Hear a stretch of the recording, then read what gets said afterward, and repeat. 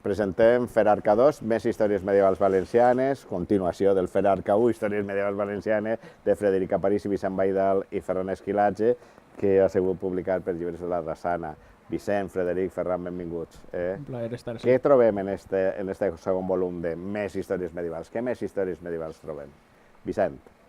Bé, doncs com el primer són píndoles històriques i trobem 16 textos, 5 de cadascun i un comú, i la veritat és que hi ha un poquet de tot, fins com funcionava la medicina en l'època medieval, el paper de les dones.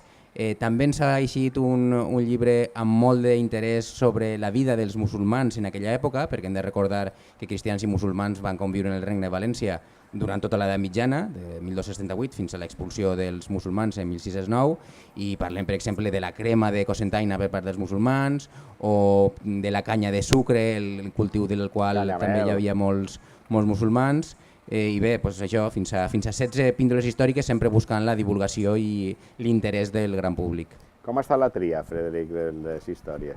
Bé, la tria, bàsicament, ha respost al feedback que vam tindre del primer llibre, del Ferarca 1, i veure què li interessava més la gent, quines preguntes ens feien les presentacions, i veure que, efectivament, com deia abans Vicent, la societat islàmica li interessa molt a la societat actual valenciana, i per això que de forma directa o indirecta el món, aquesta part de la societat valenciana medieval, la societat musulmana, està també presentada.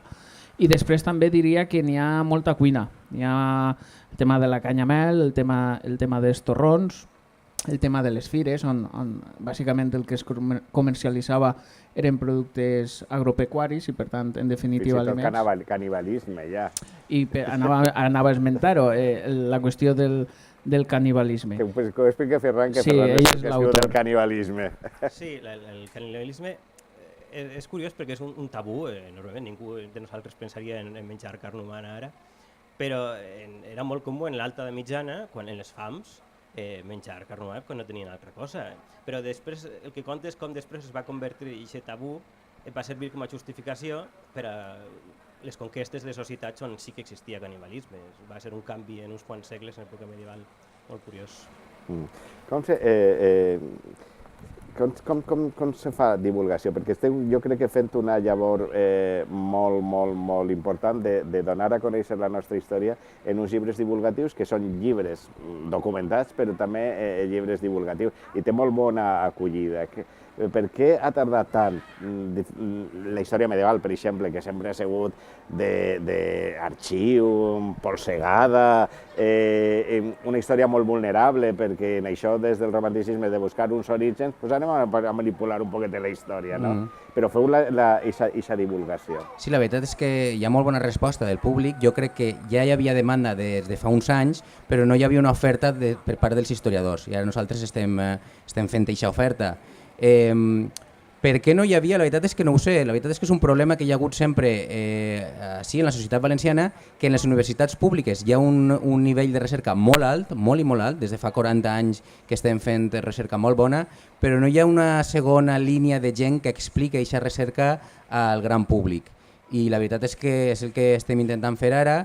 També s'està fent en altres sectors de la societat, per exemple les rutes turístiques, els viatges patrimonials, i jo espero que en els propers anys això continuï, perquè la veritat és que la resposta de la gent és molt bona.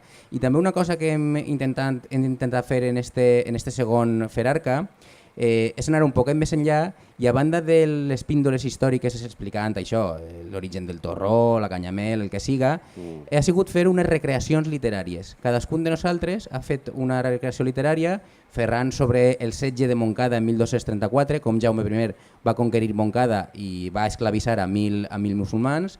Frederic ha escrit sobre el convent del monestir de Sant Jeroni de Cotalba, en la Safor, i jo mateix he escrit sobre la revolta vinatea, però sempre des d'un punt de vista literari, la qual cosa ens dona una cosa, uns elements que no teníem quan ensenyem exclusivament a les fonts històriques. I com és posar-se dins, intentar donar-se resposta a aquestes preguntes des de la pell del personatge. Clar, el problema amb la documentació és que sempre li demanes més. Però això també és algo que s'ha fet molt en història medieval, no? Clar, però el document no va més enllà. I llavors el que vàrem fer és aquesta debilitat, transformar-la en un punt de fortalesa i aprofitar aquestes ganes d'explicar coses que acabes coneguent per la suma de tota la documentació, però que no tens una referència específica, aprofitar aquesta coneixença que tenim sobre els nostres respectius temes per a versar-ho sobre aprofitar una anècdota i a partir d'ahí desenvolupar un text literari, sobretot això, que explicara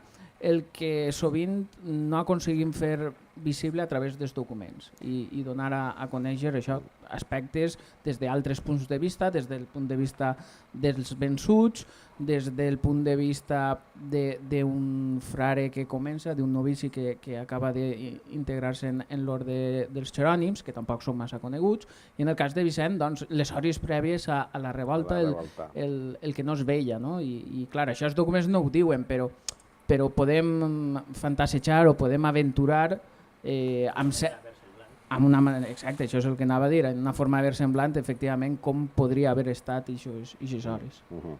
Ferran, hi haurà més històries medievals? Esperem que sí. Dependrà de l'èxit del públic. Bueno, l'èxit és evident, un 1, un 2, un 3. En què se clavareu dins?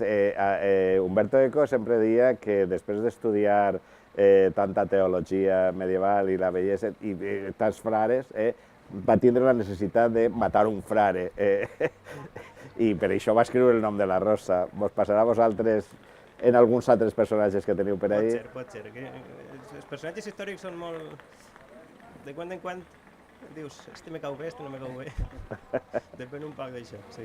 Molt bé, de moment se deixem així. Ferarca, i enhorabona per aquesta llavor divulgativa que esteu fent de la nostra història, sobretot de la nostra història medieval.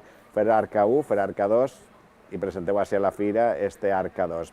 Frederic Caparissi, Vicent Baidal, Ferran Esquilatge, ha estat un plaer, molt d'èxit i molts llibres més. I fem Arca.